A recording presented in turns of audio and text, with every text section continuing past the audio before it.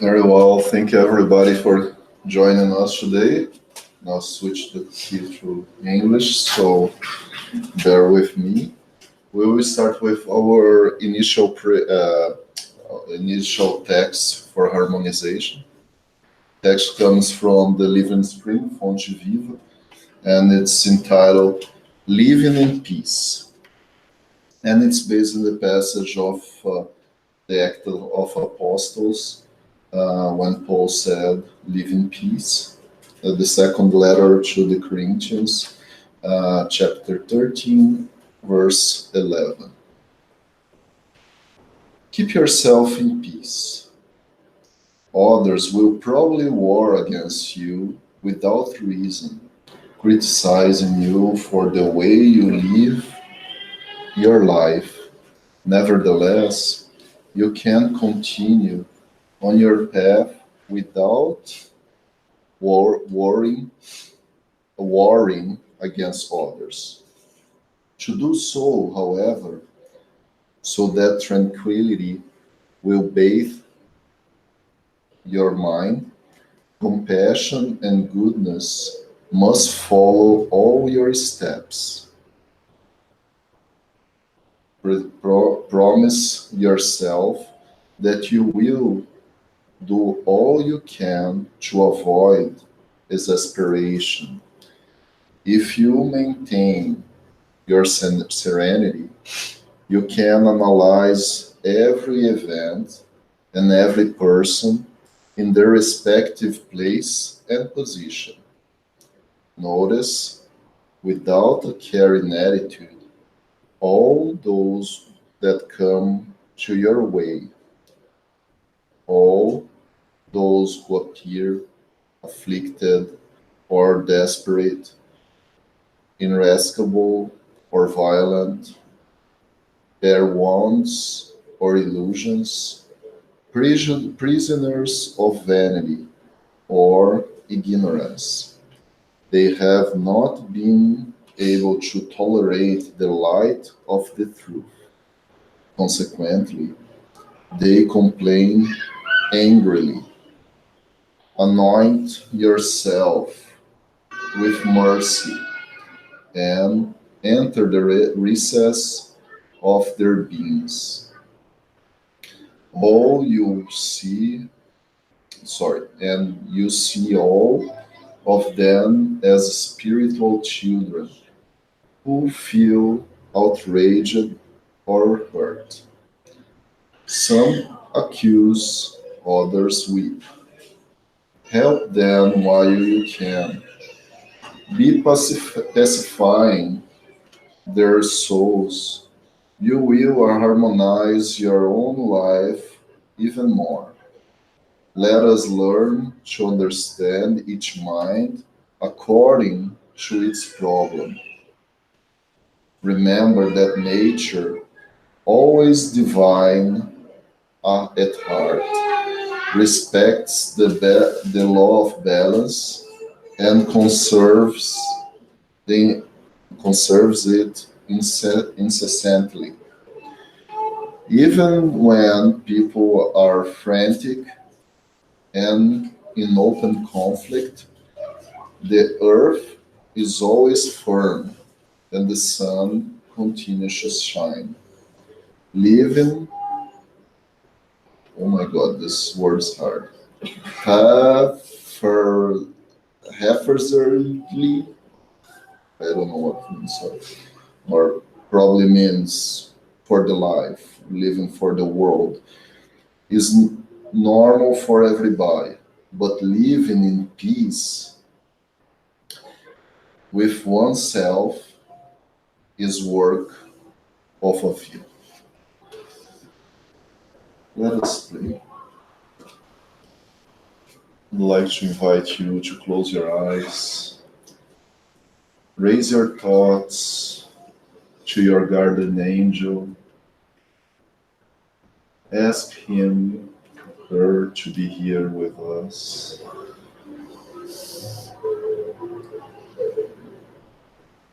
Connect yourself with your essence, your immortal spirit. And let us pray. Dear Father, today we are happy to be among brothers and sisters, united to find the light within us, to share knowledge, to help the next, to find you in our hearts, dear Father. We kindly invite you to enlighten our meeting, enlighten our work, enlighten our minds, helping us all to achieve the most we can from the study of today, touching our hearts, so then we can bring knowledge to ourselves, for the brothers and sisters who surround us, our families, our colleagues, friends. And if it's in your will, dear God, to the brothers and sisters who most suffer, either in the spiritual world or in the material world. Please enlighten all the suffering beings in this town, enlighten all the beings in suffering on earth, and allow us to connect with them through our prayers and vibration, helping to find the new dawn of light from Jesus' words. Love one another. This is the most important teaching for all of us. So be it. Very well. Passador de slides está aí.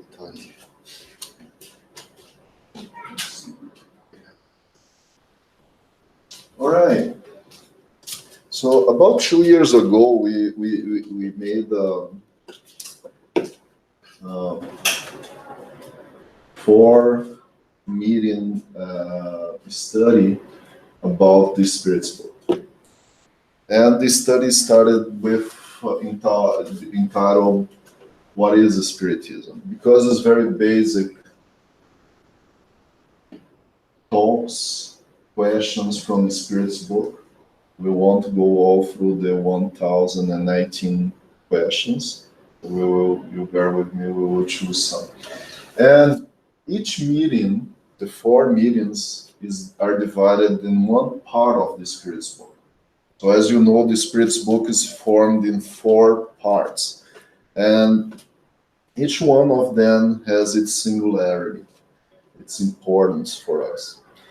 And the first part really brings a lot of answers for us to this question: where did we come from? If we study the first part of the Spirit's book with lots of attention, we will see that in there is a resource of knowledge that humankind still is very away from being aware of. Although it is in the book, our science or even our philosophers don't accept it as a truth. And that's understandable. It's not because it's in a book that's supposed to be true. But if it's well investigated, the logic, the rationale that Allan Kardec, with this superior spirits who built the Spiritist codification, will be very clear that all the answers there have some connection to this question. And this is an important question because it follows us since the beginning of times. Our first philosophers always try to answer the question, where did we come from? Why are we here? Where do we go when we die? We will be talking about these other questions in the next meeting, so bear with me. Probably we will be doing once a month, one Sunday, until the 4th meeting. Okay? So let's get started. Our objective is to reflect about first cause of all things, especially us. And I would like to invite you to reflect a few questions as we go forward. And do it as a meditation. Think about these questions. Where did we come from?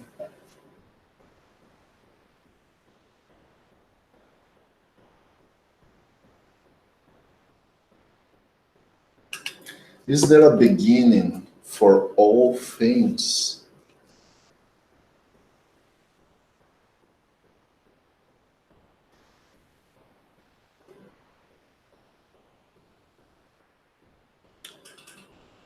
Who is the responsible for our creation?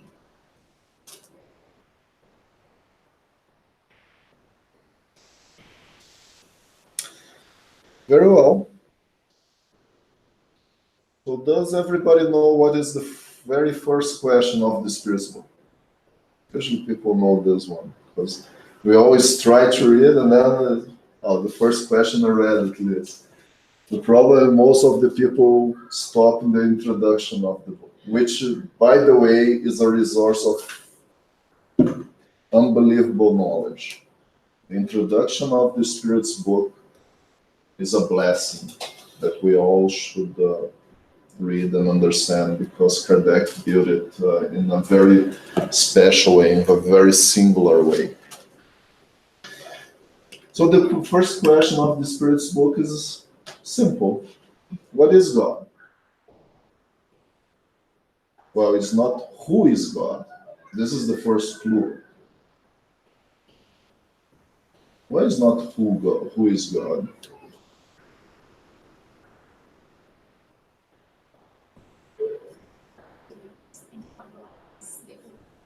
A person. What a person. Yeah. You're feeling God's not a person, some kind of energy or something that you're feeling we know wrong. That's a good answer.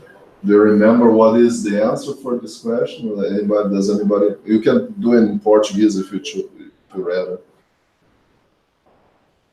So the answer is exactly very connected to what Manuel said.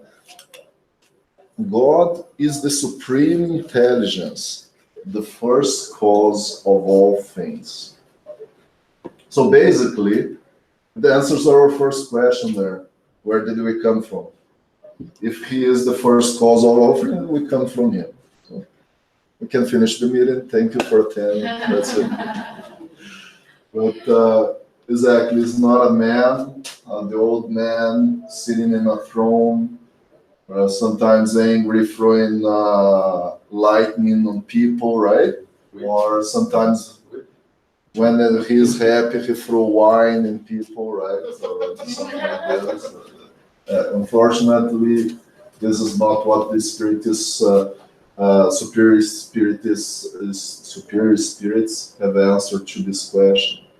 But it is very important to understand that supreme intelligence, and we will be talking about intelligence later on our meeting, but this is very relevant because it's not just man, but it's the supreme, it's the maximum of intelligence that a being can be. And the first cause of all things. The second and the third questions of the Spirit's books, just after this one, they're fully connected to this. And the second one, he asks, what is infinity? What is infinite? Can we define what is infinite? Didn't have the begin, didn't have end? It's like a Big Bang. Big Bang is still on. In other words, is unknown. And that's exactly what they say in the question. Infinite is what is unknown. If there is no end or begin, for sure. And the third question is connected to this, so he connects the first and the second, God and infinite. Yes, is God infinite? And then the spirits give the first question. Look, this is not the best way to put it, but your language is so poor that, yeah, that's probably a good approximation for you to understand what is God. Because our language, if we remember how our language was during Kardec's time, probably had half of the number of words that we have in the dictionary today. There are so many. In the last at least 30 years or 20 to 30 years, it has increased so much things that we know and we weren't aware before. Just to give you a very simple thing that describes what I'm talking about. During Kardec's time, they didn't have the notion of waves. So radio waves, they didn't have the notion about actually they had the notion, but they didn't have the concept of waves. So that's why in the Spirit's book or through the codification, we will see always they talking about fluids. Fluids this, fluids that. And then we find something, electric fluid. Sometimes we find electric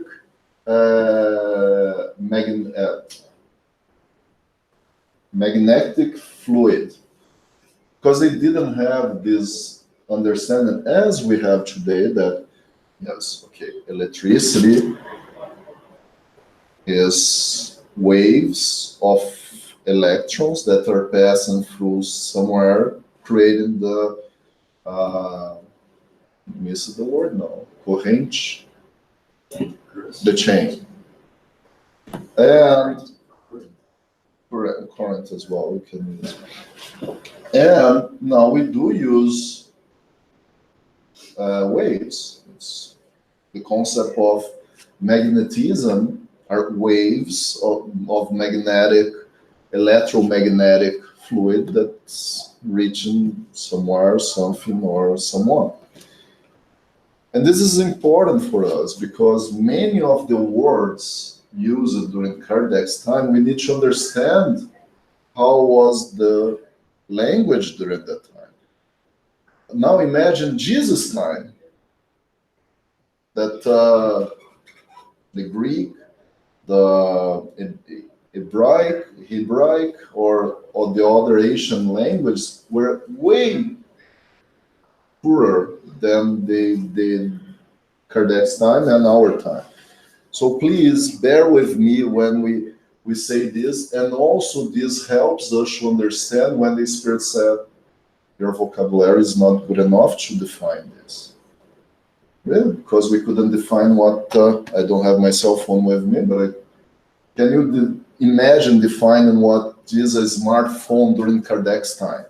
It's impossible. Megabytes, gigabytes. A few years earlier, people would probably send you to burn on this public square if you talk that you can talk with people from the other side of the world through that. They'll say you are evil, you are a witch, and you will burn to clean your sins, to purify your sins. That's why they burn people. Oh, you are a sinner, you have to burn to purify. Fire will purify you. So this is a very important thing related to the question 3, but also connects to other questions that we will be seeing today. On the question 4, Kardec inevitably will, okay, is there any proof of God? Because during Kardec time, there was the rise of materialism, and people were saying there is no God. And where may we find proof of the existence of God? And the answer is awesome. In the axiom you apply to all your sciences, there is no effect without cause. If you would search for the cause of whatever is not the work of human beings, then reason will answer your question. It's wonderful. If you didn't create it, who created it? Many will say chance. Chance created a cause. But then, is chance a cause? Is chance an effect? Neither. So chance doesn't create and isn't created by anything. So then, as the Spirit said, no, there is a cause, but you don't understand yet. Okay. And then we can, in this first part of the Spirit's book, a very important point, and we have been working a lot, we actually just finished, the part of the divinity attributes, or the attributes of the divinity.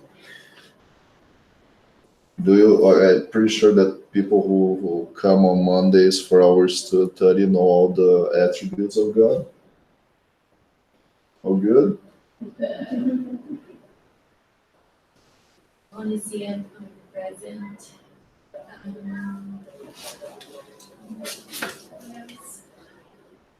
No help with one. He is unique, right? He is the only one. Otherwise, there would be two gods. And then Kardec states, God's oneness is the consequence of the absolute infiniteness of God's perfection.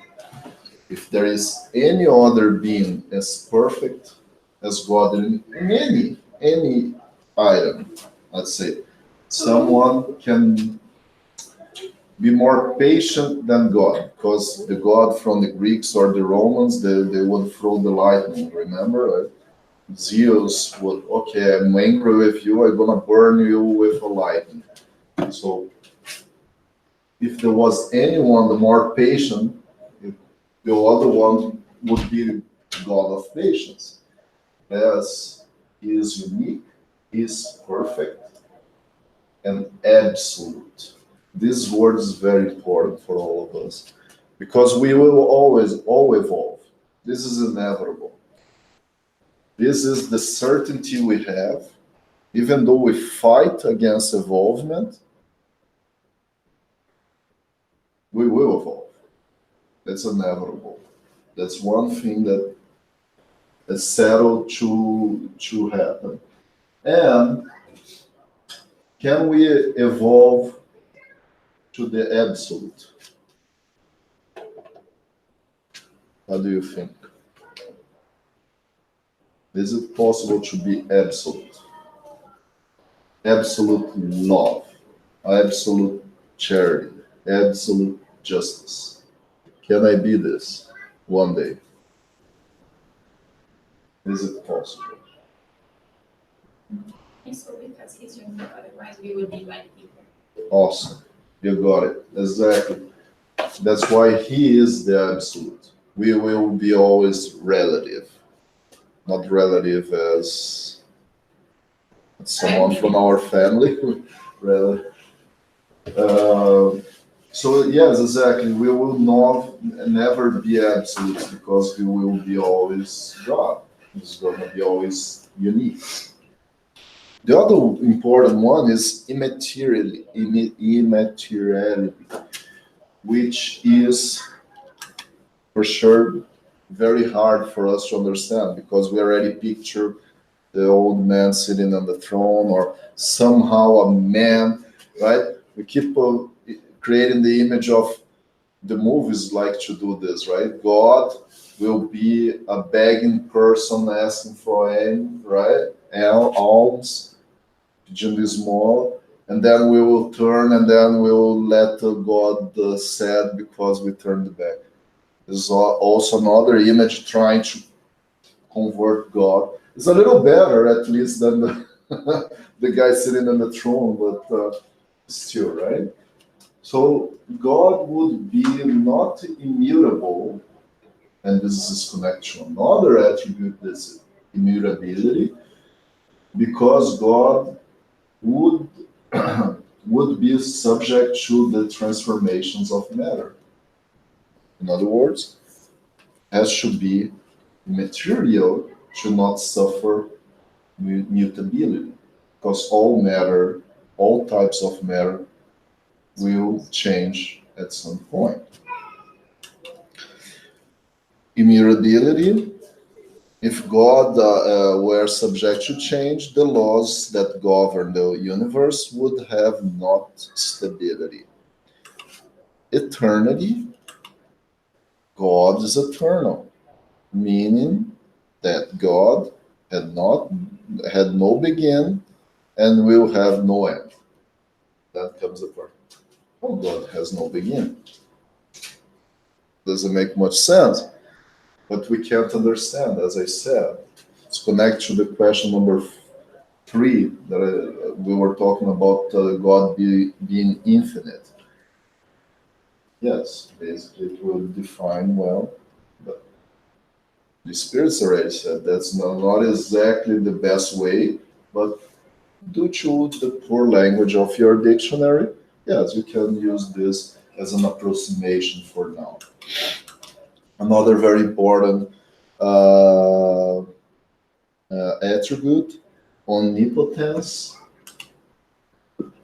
If God did not possess supreme power, no one other could surpass in power, and that being would be God. For sure, if he is not full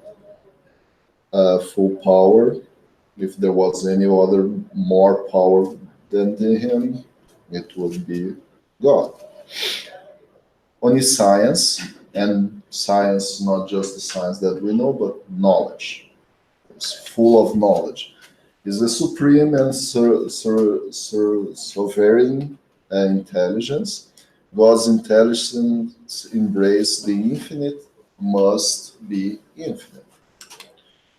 Omnipresence, like all beings of nature, we are immersed in the divine fluid, just as we are immersed in light. And finally, absolute goodness and justice. The providential wisdom of the divine laws is revealed in the tiniest things as well as in the greatest. And that wisdom allows not doubt about either God's justice or goodness. So all these points are very important because those are pillars to mainly say there is a God and He is only one. But we are not here just to accept it as a blind thing and a dogma. Someone told me, or because in the Spirit's book, but understand mainly what is our connection to this. Because each one of these attributes have some kind of connection the way we behave in life. And we would love to invite you all to study the book, The Presence of God in Our Lives, the loving presence of God in our lives, because it goes straight to this point. What is for me in the attributes of God? What is my relation to it? And there is a copy here. Thanks for reminding me. And it's just in Portuguese. It has been translated, and soon, hopefully, it will be released in English as well. So it's a great opportunity to learn a little bit more about these attributes and, again, our relation with them. Another very important question of the Spirit's book that brought a lot of light, mainly in the 18th century, because with all the denial for the Catholic Church and then the rise of materialism, also came lots of cultures, new religious beliefs. And right now we are living in a world that probably have, I won't say millions, but hundreds of thousands of religions or creeds around the world. And many of them pray that we will rise and be gods one day. And then this question is very important to remind us what exactly is Spiritism talks about it. So what should we think of the opinion holding that all the bodies in nature, all the beings and globes in the universe are components of the divinity, and taken all together compromise the divinity itself, i.e., the pantheistic doctrine. In other words, we will evolve until we get in God, or we all have God within us, which is true, since He is the first cause of all things. We came from Him. But are we gonna evolve and reach this? And the answer is wonderful. It's shorter than the question at least, but very self-explanatory. Since humans are unable to make themselves God, they would like to at least be part of God. And this is a very important point. We want to be part of God, and we want to take part of it. And that's why sometimes we even compete with Him in power. I won't say most of us already have a little knowledge of this, but many people who pursue power, as we see around the world, they place themselves as God. And this is a big problem. One other part, very important of this, or one other question, very important from this part of the Spirit's book, talks about the knowledge of the origin of things, which is the question 17th, when Kardec asks, can humans know the origin of things? What do you think? Can we know the origin of everything? No? Oh, we probably will, but not right now. As they say in the answer, the spirits know on earth, and this earth should be capitalized, God does not allow everything to be revealed to them. So we're not prepared enough, right? Right there? We're not prepared enough. We're not prepared enough, exactly. That's basically what they're saying. We live in a world of what? It's full of ignorance, also called a trial and expiation world. And this world is full of ignorance. Actually, the ignorance is the majority. They call it evil in the 18th century. But what is evil if not lack of knowledge? Because if I had knowledge, and not just knowledge in the intellectual way, but know that and apply in my life, will I keep doing the mistake? Probably not. But a lot of people know that something is wrong and keep doing it because it didn't touch the heart yet. It's what we call didn't feel the knowledge yet. One thing is read these wonderful books. There are people who read it 5, 10, 11 times in their lifetime and still keep struggling with the same problems. And the books had the answer for this.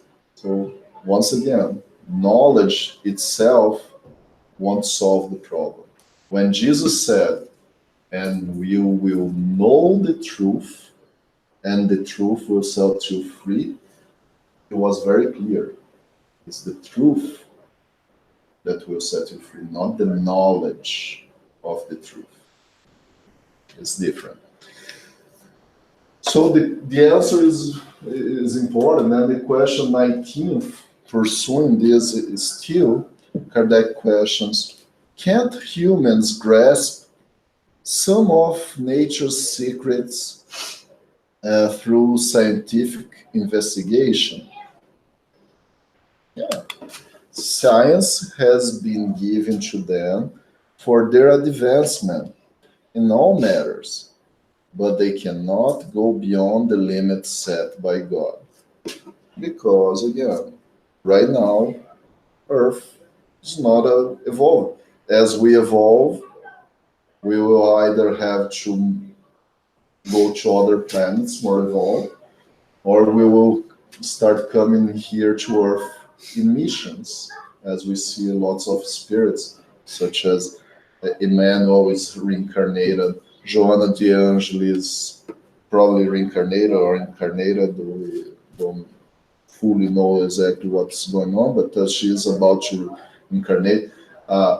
Saint Francis was also about to reincarnate. So all these spirits, yes, they still need to reincarnate because they're not light spirits yet, but they usually come to planets less evolved than their moral evolvement to help us.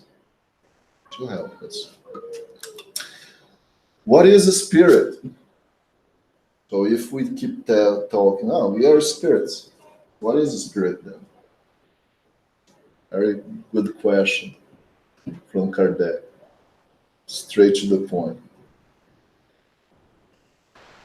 We keep saying things. I just want to quickly open this note. We keep saying things such as, we have a kind of dumb example. We have the Canadian Spiritist Council that it serves to unify all the Spiritist homes, all the Spiritist centers in Canada. And we have the bylaws, the statute. And in the bylaws, doesn't describe what is a member. Keep talking about member all the time in the bylaw, but what is a member? And it brings me exactly to this. What is a spirit? We keep talking about spirit, but what is a spirit? Right? And the answer is wonderful. Intelligent principle of the universe. That's the main difference between us and this, and this, the intelligence principle is the thing that allows us to evolve from the plants, animals, and even become human beings. And later on, enlightened spirits. So this is a very important point. And in the item A of the question, I think this is a mistake, not 22 but 23, then how may we define matter? Matter is the tie of the enchains spirit. It is the instrument, and this word is very important. Instrument. When you say matter, you mean like organic matter? Matter, materia. Organic. No, organic or inorganic matter. What of the spirit get attached? We will get there. There's This like a is, mineral. yeah, we'll get there. We'll get there. Don't worry. But we will talk about it as well if we have time. I think we will. So yes, it's matter. Doesn't matter if organic or not, but it ties to the spirit, and as the instrument that spirit uses and upon which simultaneously exerts its actions. So if we were just intelligence, we would be pretty much what God is. Because he is the supreme intelligence, for sure, if reaching the supreme intelligence. But how can we evolve? How can we develop moral intelligence? That's what exactly the spirits are saying. The matter. The matter is the instrument that the spirits will depurate, evolve themselves. But we will get there to your point, Manuel, because there is organic, inorganic matter, and we understand that organic matter, that the organic matter nothing more than starting to have already some type of intelligence connected. So, in other words, there is already spirit connected there. Not spirit with capital S, we will talk a little bit more with it, but there is already the intelligence principle in there. But now, if we talk about the inorganic matter, can it have the intelligent principle there? Maybe. In the mineral? Yeah, maybe. Not yet as connected as a plant or an animal, but in the book Evolution in Two Worlds, it's very clear what André Luiz talks about it in there. Because when the Earth was created, in some parts of the Earth, there was kind of a mat of this intelligent principle that laid down on the minerals and started to creating the connections to later on become the small animals or amoebas. Water. The water already, because water is inorganic matter, right? So the life, everybody say the life begins with the ocean. Yeah, and so all these interactions between the principle that came from the universe on top, was it still inorganic matter? Yes, it was still inorganic matter, but there was already a liaison, a connection. Yes, but we will see life as this connection is full. So then starts the most simple ways of life, such as amoeba, as I mentioned, going as high as the human beings. That's the most evolved that we have, at least on Earth. So on the question 27, so are there two general elements in the universe, matter and spirit? And the answer, yes. And over everything is God, the creator, author of all. These three elements comprise the principle of all existence. They are the universal Trinity. So basically, we always will have this Trinity: matter, spirit, and God. God above everything, because God is the main reason of the other two exist. Okay? That's basically what they say in this question. And the question 38, talking about the creation. How did God create the universe? Easy. Probably very easy to answer this question. How did God create the universe? To borrow a well-known expression, by the divine will. Nothing can better portray that all-powerful will that those grand words from the Genesis. God said, "Let there be light," and there was light. So imagine the divine intelligence, or the supreme intelligence, that can understand fully the connections of everything. You think, oh, it's a miracle the cancer disappeared.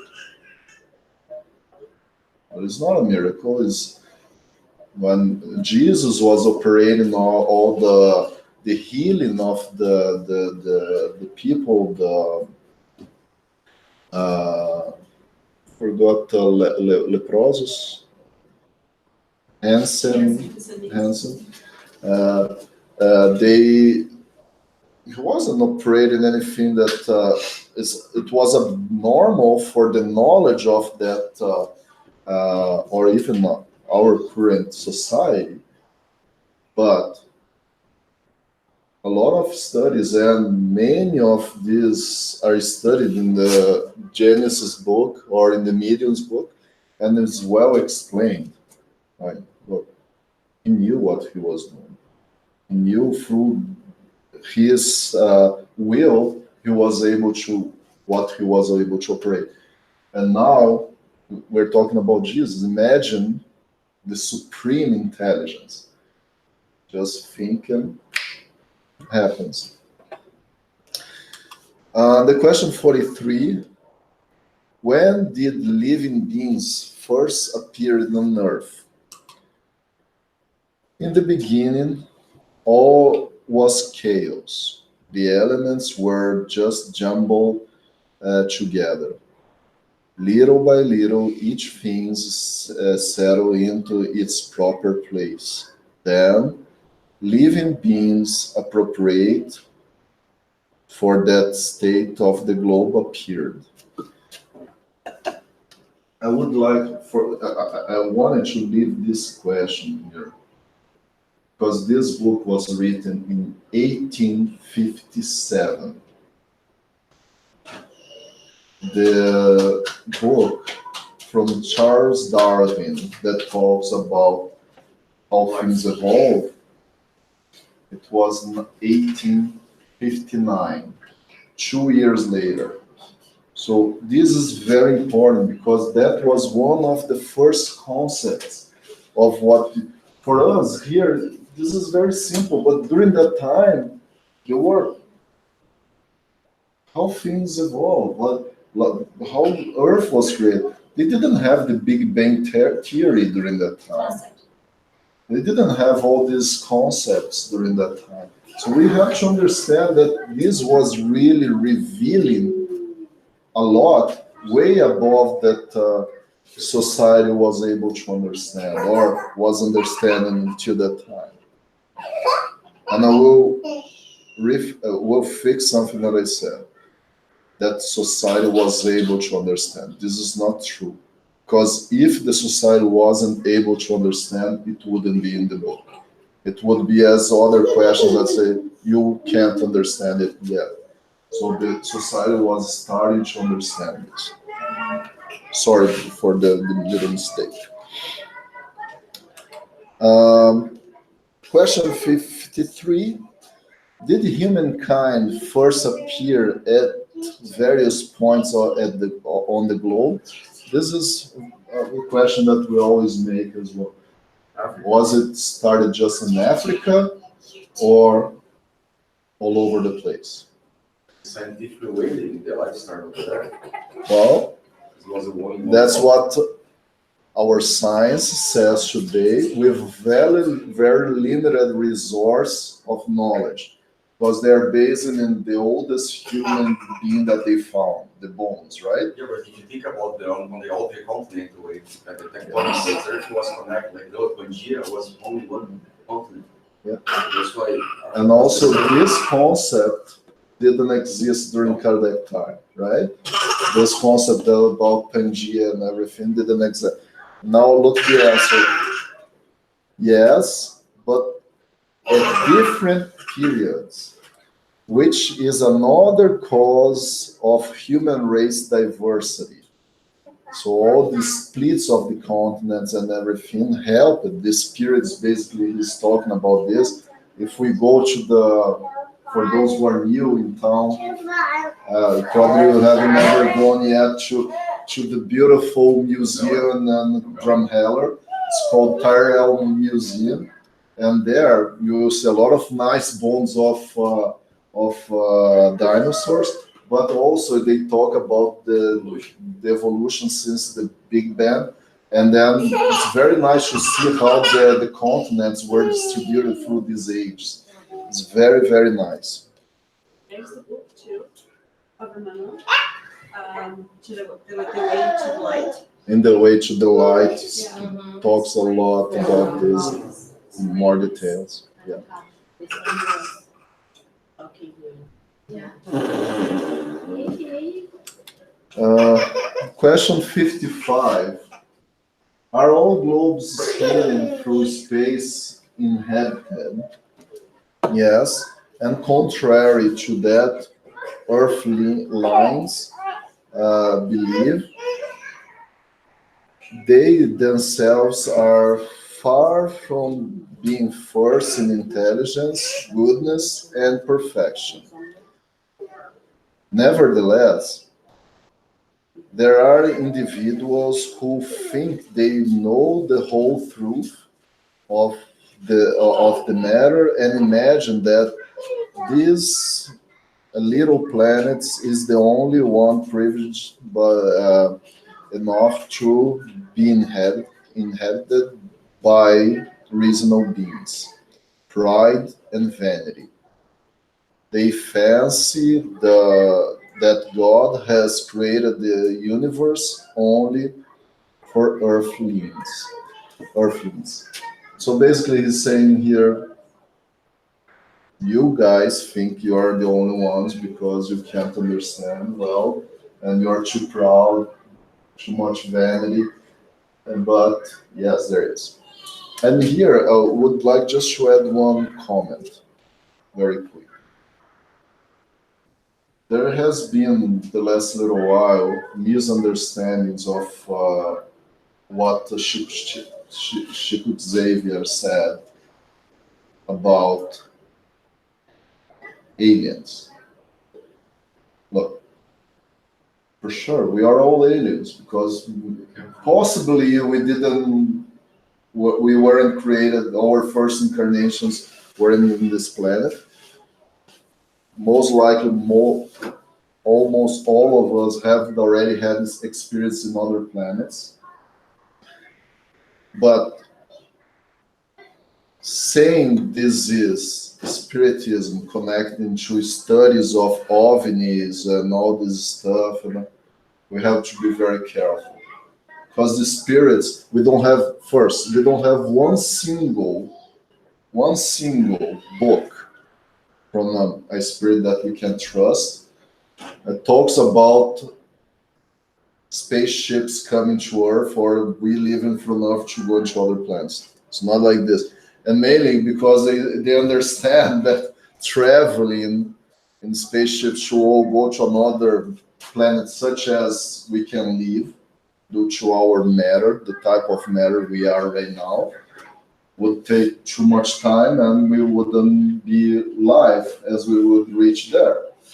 And most likely is the same on the other side. So unless we find a way to freeze ourselves to do these trips, and it's kind of, and even freezing there is other kind.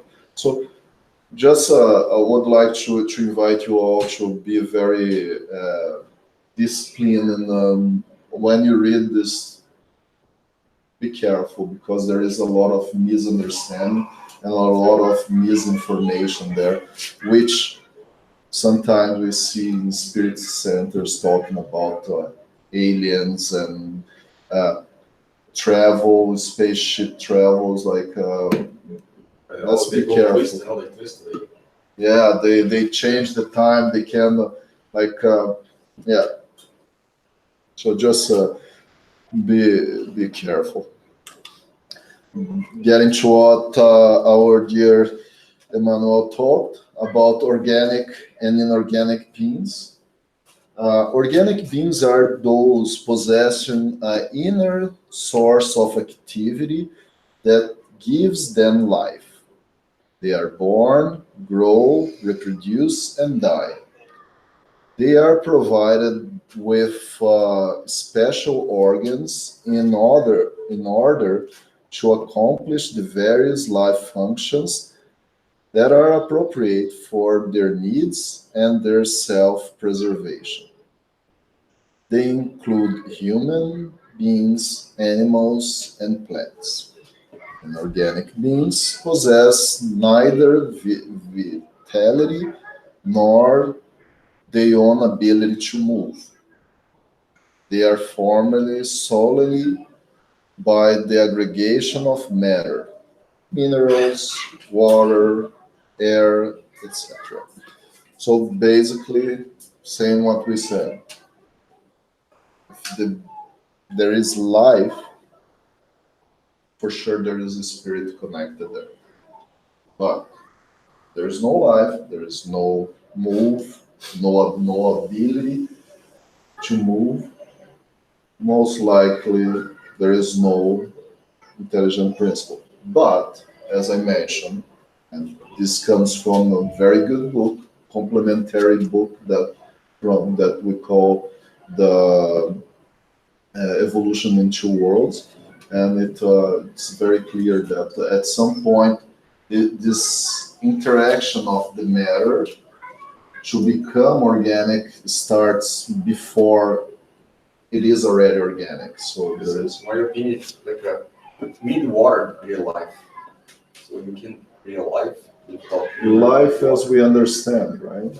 Life as we understand, because our type of life, for example, is very clear that there is life in Jupiter. The Spirits talk, the Spiritist magazine, there are a lot of articles talking about it. It's a way more evolved world than Earth. So they don't need the same type of matter, as we saw in the other question before, the same type of matter to interact with the world. So I guess that's what we call, it's more ethereal, it's more expanded. Okay. Question, and we are almost done. Question 68, very important. What caused death of organic beings? The organic wear out or organic failure. Could we compare death to the cessation of movement in a machine that has broken down? And yes, if the machine has been badly assembled, it breaks down. Likewise, if the body becomes diseased, life leaves it. And this is important as well, because just to bring a concept. We keep saying that death and disincarnation is the same thing. Is it? Yes or no? I don't think so. That is I like think death material. is the end of the body. The material. Reincarnation is the detachment of the spirit from the body. Exactly. Yeah, but your spirit is still alive, certain, right? When you disincarnate, your Not spirit even isn't the alive. connection might be still there, even though there was completely failure of the living.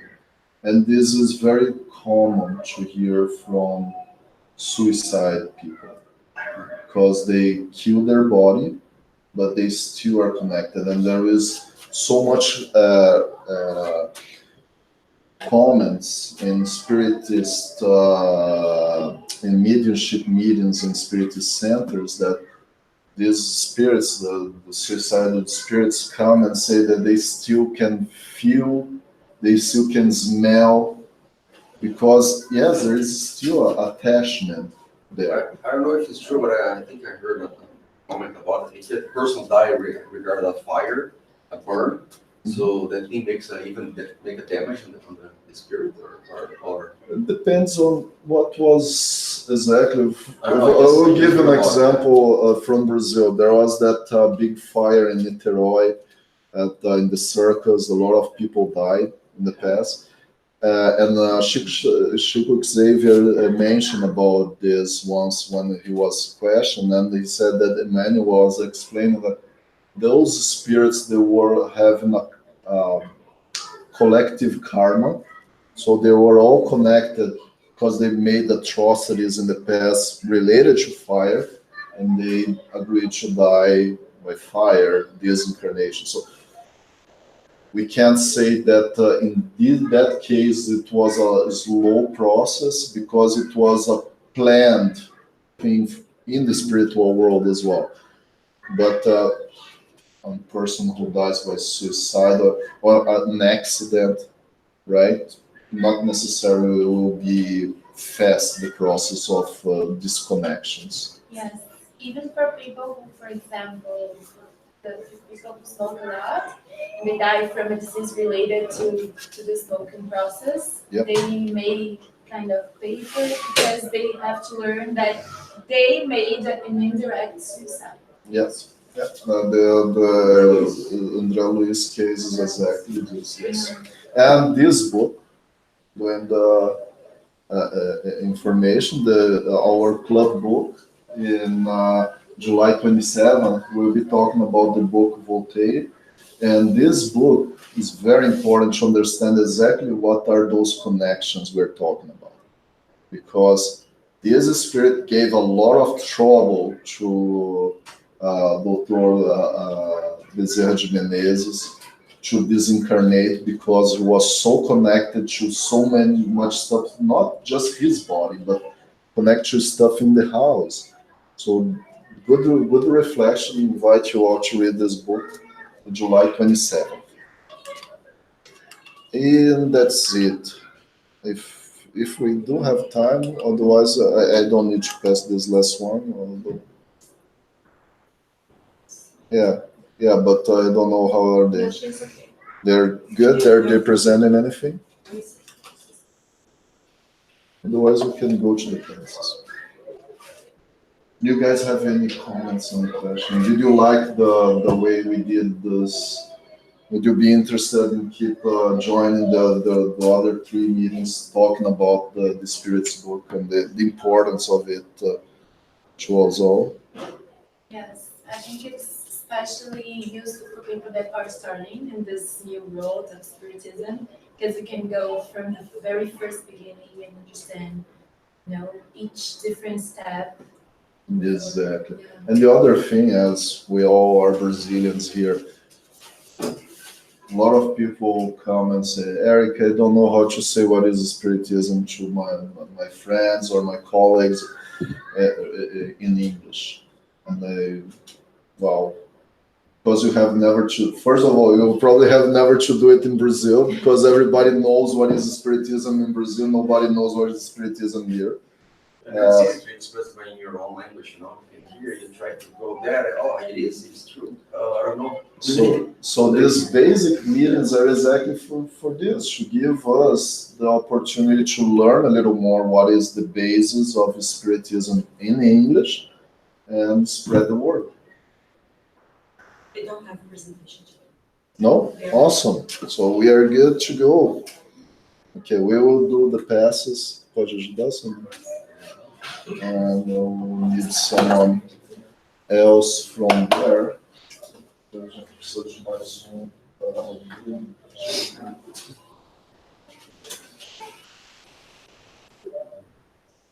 So invite you all, we will do our final prayer before the classes. I would like to invite you all to close your eyes.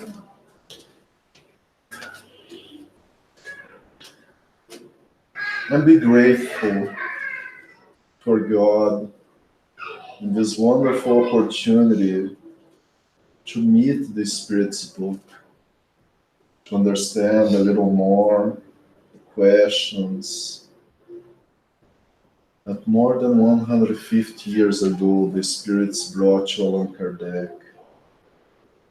And Kardec allowed us today here in Calgary, Canada, to be studying it, understanding all the comments, all the invitations of Jesus, to be better beings, to love one another, and to build the kingdom of God, the kingdom of heaven, in our own being. So thank you, Lord. Thanks all the spirits here today who helped us to give this next step. Thanks to all those who wanted to come as well and couldn't. Let us raise our thoughts for the suffering beings, asking God to look for them, our brothers and sisters. And with this